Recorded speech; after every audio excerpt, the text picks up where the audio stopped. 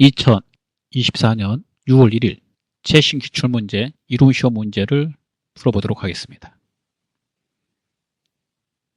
1번 다음 중 거래 내용에 대한 거래 요소의 결합관계를 바르게 표시한 것은. 자, 내용을 보도록 하겠습니다. 보기 1번 자산의 증가, 자산의 증가. 이건 뭐 틀렸네요. 자산의 증가는 없죠. 예. 자산의 증가, 자산의 감소가 있겠죠. 자, 거래 내용 외상 매출금 465만 원을 보통 예금으로 수령하다. 이게 자산의 증가, 예, 자산의 감소입니다. 회계 처리하면 예, 보통 예금, 자산의 증가, 그 다음에 외상 매출금, 자산의 감소 이렇게 되죠. 바르게 표시한 거 고르는 겁니다. 2번 자산의 증가, 부채의 증가 보겠습니다. 기계장치를 2,750만 원에 구입하고 구입대금은 미지급하다. 회계 처리하면 기계장치 미지급. 자산의 증가, 부채 증가죠. 정답은 2번이 되겠네요. 3번 비용의 발생, 자산의 증가. 보유 중인 건물을 임대하여 임대료 165만 원을 보통예금으로 수령하다. 회계 처리하면 보통예금, 임대료. 자산의 증가, 수익의 발생이죠. 예. 틀렸고요. 4번 부채의 감소, 자산의 감소. 장기 차입금에 대한 이자 300만 원을 보통예금에서 이체하는 방식으로 지급하다. 이게 이자 비용이고 보통예금이죠. 그러면 비용의 발생, 자산의 감소입니다. 정답은 2번이 되겠습니다. 2번 다음 중 재고자산이 아닌 것은. 재고자산이라 하면 판매하기 위해서 회사가 외부에서 사오거나 제조한 그런 물건들을 말합니다. 자, 1번 약국의 일반 의약품 및 전문 의약품. 이거 판매하기 위해서 약국에서 가지고 있는 거죠. 재고자산이잖아요. 상품. 제조업 공장의 생산 완제품, 제품, 재고자산이죠. 3번 부동산 매매업을 주업으로. 업종을 잘 봐야 돼요. 부동산을 사고 파는 거죠. 판매 목적 토지, 상품이 되겠죠. 업종별로 상품은 다릅니다. 4번 병원 사업장 소재지의 토지 및 건물. 병원은 의료 서비스를 하는 것이고 의료 서비스 하기 위해서 토지와 건물이 필요했다면 이 토지와 건물은 영업활동에 쓰기 위해서 가지고 있는 형체가 있는 자산이니까 유형자산이죠. 그 정답은 4번이 되겠습니다. 3번입니다. 다음은 주식회사 한국이 신규 취득한 기계장치 관련 자료이다. 아래의 기계장치를 연수합계법으로 감가상각할 경우 주식회사 한국의 당기 말 현재 기계장치 장부금액은 얼마인가? 장부금액은 취득원가에서 감가상각 누계액을 뺀 겁니다. 이건 알아두셔야 되고요. 감가상각 누계액은 감가상각비를 누계한 거죠. 연수합계법의 감가상각비 공식을 알아야 되는데요. 이 공식이 취득원가 빼기 잔존가치, 그 다음에 나누기 내용 연수 합계, 그래서 이게 연수 합계법이 된 거고요. 곱하기 잔여 내용 연수 또는 연수를 거꾸로 써서 한다고 해서 연수의 역수 이렇게도 말해요. 이게 1년치 감가상각비죠. 이 감가상각비 구하면 감가상각 누계액이 되는 거죠. 그러면 취득원가는 300입니다. 300만 원, 잔존가치 30. 여기에다가 내용연수 합계죠. 5년 되면 1부터 계속 다 더해가요. 이 부분이 핵심이죠. 예. 그리고 잔여 내용 연수, 연수의 역수니까 첫 해는 5, 그 다음에 4, 3, 2, 1 이렇게 해서 해갑니다. 분자가 갈수록 작아지므로 그 금액이 갈수록 작아져요. 자, 이렇게 계산을 한번 하면 이 금액이 계산해 봐야 되겠죠, 여러분? 90만 원 나와요. 90만 원. 그러면 장부 금액은 얼마인가 그랬으니까 취득은 300이 했는데 감가상각 누계 같이 떨어진 게 90이기 때문에 정답은 210만 원이 되겠습니다. 다음 문제 보도록 하겠습니다. 예, 4번입니다. 다음은 주식회사 서울의 단기 추출 내역 중 일부이다. 아래의 자료에서 무형자산으로 기록할 수 있는 금액은 모두 얼마인가? 무형자산을 찾아보면 되겠죠. 신제품 특허권 취득비용. 특허권으로 처리합니다. 특허권은 무형자산입니다. 신제품의 연구 단계에서 발생한 재료 구입 비용. 제품을 만들 때는 연구 단계하고 개발 단계로 나누는데요. 연구 단계에서 발생된 거는 전부 다 비용 처리예요. 연구비로 이렇게 비용 처리합니다. 비용. A기업이 가지고 있는 상표권 구입 비용. 상표권 구입 비용 상표권으로 처리합니다. 상표권 무형자산이죠. 그래서 3,000에다가 2,200 더해서 정답은 5,200이 되겠습니다. 3번입니다. 5번. 다음 중 매도 가능 증권에 대한 설명으로 옳지 않는 것은? 매도 가능 증권은 장기간 투자의 목적으로 가지고 있는 주식, 사채 등을 말합니다. 중간에 언제든지 매도한다고 그래서 매도 가능 증권이라고 합니다. 첫 번째, 취득 시에 발생되는 재비용, 수수료 등은 취득원가에 가산합니다. 두 번째, 기말이 되면 평가에서 평가손익은 자본의 기타 포괄 손익 누계액으로 반영하고요. 세 번째, 처분할 때 그 처분 손익은 매도 가능 증권 처분이익 처분 손실로 해서 단기 손익에 반영합니다. 처음에 취득했을 때 투자자산으로 분류했다가 중간에 처분하겠다, 매도하겠다 그렇게 한다면 1년 내에 매도한다는 그런 뜻이 되기 때문에 당좌자산으로 분류합니다. 자, 옳지 않은 거는 2번이 되겠습니다.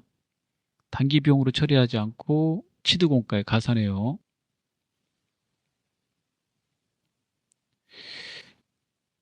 이렇게 단기 비용으로 처리하는 유가증권은 단기 매매증권이죠. 단기 매매증권. 자, 계정과목 1번. 매도가능증권 평가할 때 그 계정과목 1번의 이름은 매도가능증권 평가이익, 평가손실입니다. 기타 포괄 손익 누계액에 속하고요. 얘는 자본이죠, 여러분. 그 다음에 처분할 때는요. 매도가능증권 처분이익, 처분손실입니다. 얘는 영업의 수익, 영업의 비용에 속합니다. 그래서 단기손익이죠. 6번. 다음 중 채권 관련 계정의 차감적 평가 항목. 대손충당금이죠. 감가상각 누계액은 유형자산 차감적 평가 항목이고 재고자산 평가 충당금은 재고자산이죠. 재고자산 시가하고 비교해서 평가했을 때. 사채 할인 발행 차금은 사채. 여러분 사채는 부채죠. 부채 차감적 평가 항목입니다. 그 다음에 7번을 보도록 하겠습니다. 다음 중 자본잉여금 항목에 포함되는 것을 모두 고른 것은? 자본잉여금 3개 외우셔야 돼요. 주식 발행 초과금, 감자 차익, 자기 주식 처분이익. 그러면 2개밖에 없네요. 하나 더 써보죠. 이렇게 3개 놓으시고요. 증자나 감자 하다가 남은 돈이라는 뜻이죠. 자본잉여금은. 그러면 가라. 정답은 1번이 되겠습니다. 나하고 다는 자본 조정에 속하는 거죠. 자본의 항목들을 다 숙지하셔야 돼요. 잘 나옵니다, 시험에. 다음 문제를 보도록 하겠습니다. 8번입니다. 다음은 현금 배당에 관한 회계 처리이다. 아래의 가로 안에 각각 들어갈 회계 처리 일자로 옳은 것은? 2월 이익잉여금, 이거 자본의 미처분 이익잉여금을 회계 처리할 때 쓰는 이름이에요. 프로그램에서. 프로그램 개발서에서 이거 쓰고 있죠.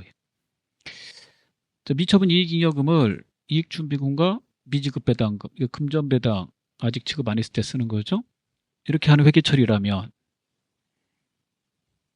이거 주주총회에서 주주들의 결의를 받으면 이렇게 처리하라고 돼 있어요. 그래서 그 결의가 배당 결의 됩니다. 결의 받았을 때. 그 다음에 두 번째는 그 미지급 배당금, 금전 배당을 보통예금 통장으로 이체했죠. 이거는 그러면 배당금 줬다는 말이니까 배당 지급일이 됩니다. 따라서 정답은 3번이 되겠습니다. 9번. 원가의 분류 중 원가 행태에 따른 분류에 해당하는 것은 행태는 이제 변화의 정도. 그 변화느냐 변화하지 않느냐에 따라서 분류하는 거는 정답 1번입니다. 변동원가. 계속 써보면 이거 이쪽 이렇게 있죠. 고정원가. 그 다음에 준변동원가. 그 다음에 준고정원가. 총 4개가 있고요. 크게 변동원가, 고정원가라고 그래요. 준변동원가는 다른 말로 혼합원가 이렇게 말하고 얘는 이제 준고정원가는 계단원가라고 그러는 거죠. 이렇게 알아두시면 되겠습니다. 10번 보겠습니다.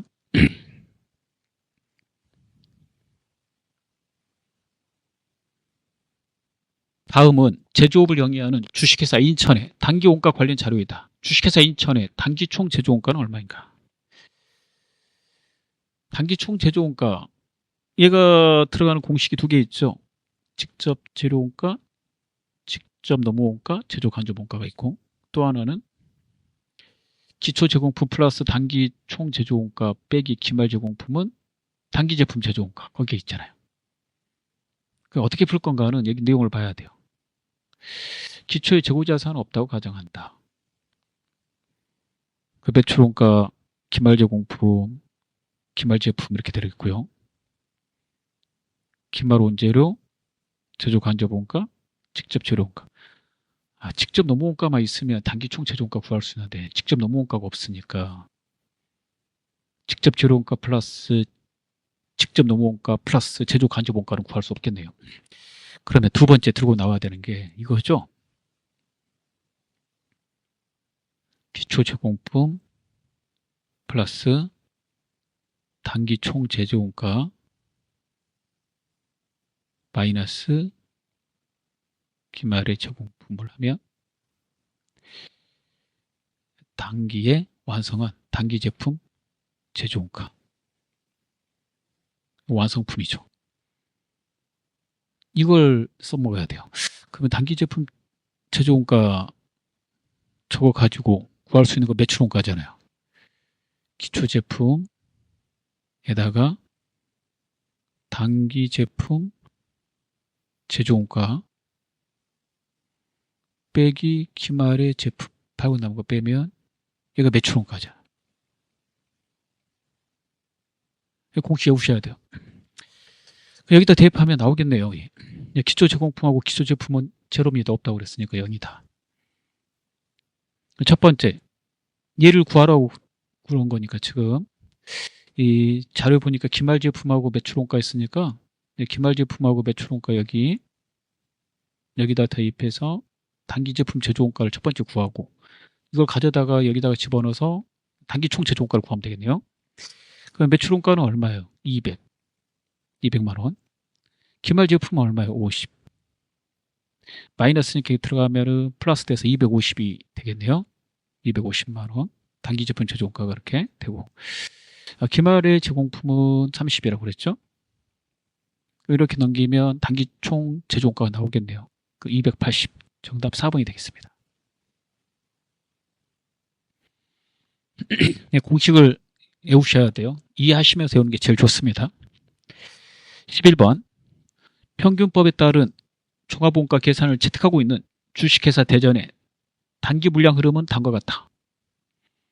재료원가는 공장 초기에 전량 투입되며 가공원가는 공정 전반에 걸쳐 균등하게 발생한다. 아래의 자료를 이용하여 재료원가 완성품 환산량을 계산하면 몇 개인가? 이 공식 생각나야 되겠네. 이것도 공식에다 대입하는 거죠. 저 완성품 환산량 공식 평균법 거입니다. 이 공식이 어떻게 되냐면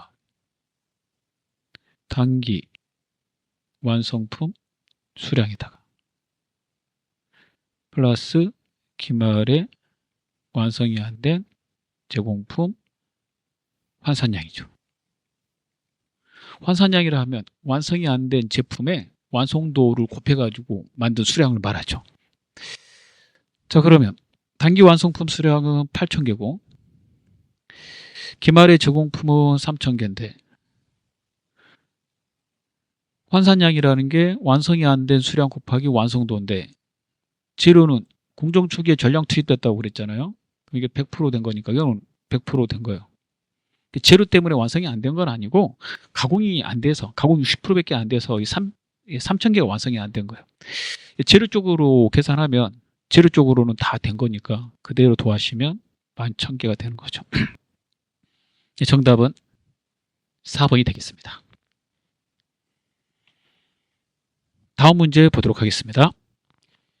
12번입니다. 다음 중 개별원가 계산에 대한 설명을 옳지 않은 것은? 개별원가는 제품 하나하나 원가 계산을 하는 겁니다.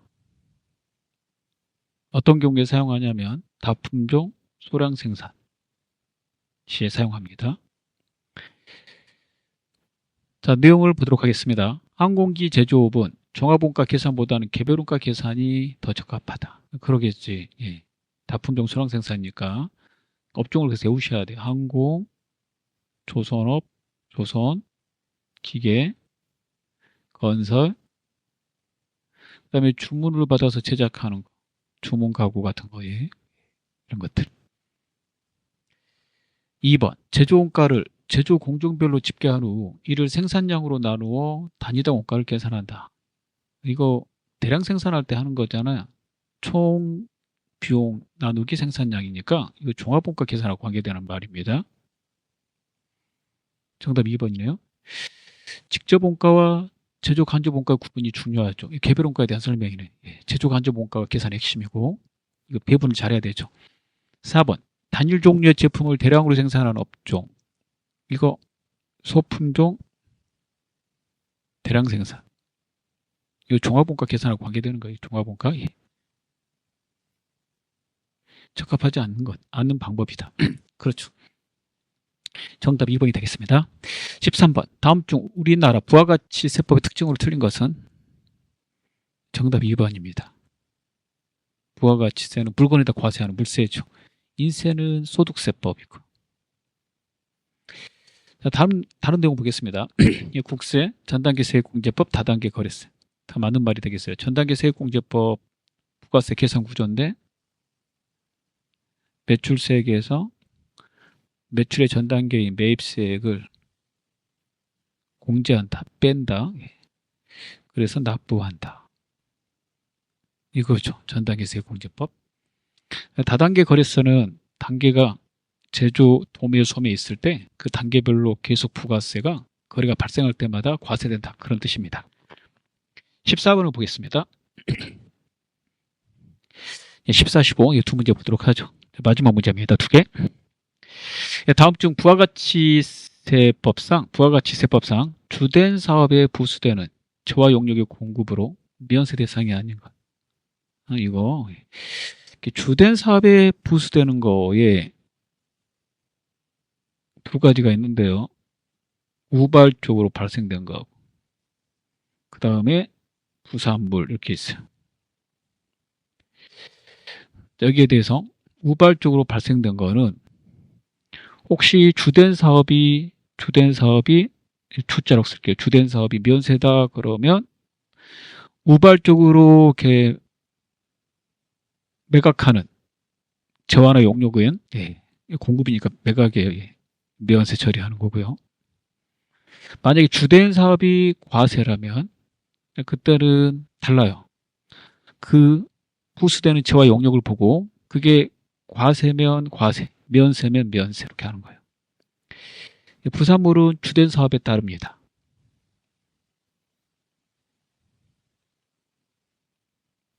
주된 사업이 과세면 과세, 면세면 면세로 하는 거죠. 자, 그 내용을 가지고 면세 대상이 아닌 것이라고 그랬어요. 1번, 은행업을 영위하는 면세 사업자가 매각한 사업용 부동산인 건물. 이거 우발적인 거잖아요. 이거. 은행업은 주된 사업이 면세죠. 그러면 부수되는 저하 용역은 무조건 면세입니다. 그 다음에 약국을 양수도하는, 즉 양도하는 경우로서 해당 영업권 중 면세 매출에 해당하는 비율의 영업권. 과세 면세를 겸용하는 겸용사업자 같은 경우에는요, 면세 매출에 해당되는 부분은 면세하라고 돼 있어요. 그래서 이거 면세 대상이 맞고. 그다음 3번 가구 제조업을 영위하는 사업자, 이거 과세 사업자죠.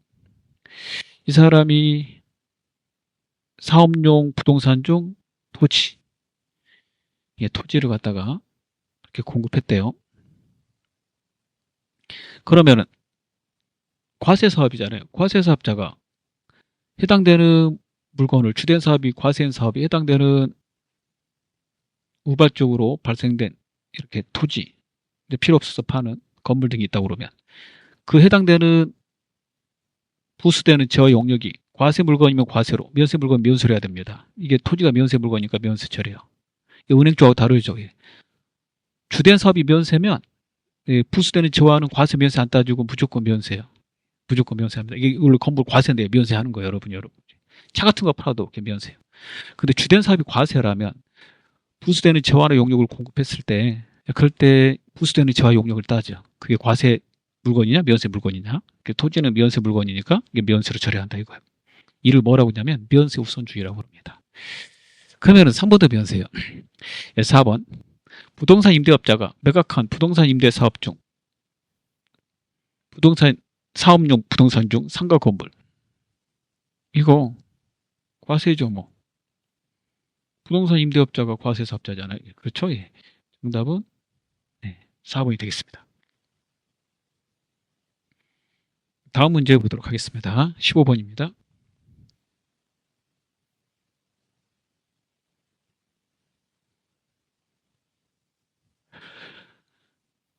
다음 중 부와 같이 세법상 아래 가로 안에 공통으로 들어갈 내용으로 옳은 것은? 보기를 보니까 용어를 맞추라는 얘기네요. 가번 부가가치세 매출세액은 가로에 세로 곱하여 계산한 금액이다. 가로 과세 표준이죠. 과세 표준. 과세해야 될 금액에다가 세로 곱하죠. 일반적으로 과세 표준은 공급가액이죠, 여러분.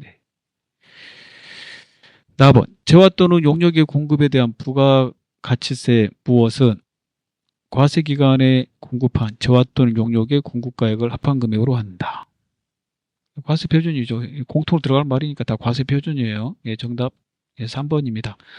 4번 재화의 수입에 대한 부가가치세의 과세 표준은 그 재화에 대한 관세, 과세 가격과 관세, 개별 소비세, 추세, 교육세, 농어촌 특별세 및 교통, 에너지, 환경세를 합한 금액으로 한다. 그렇습니다. 자, 다 풀었습니다.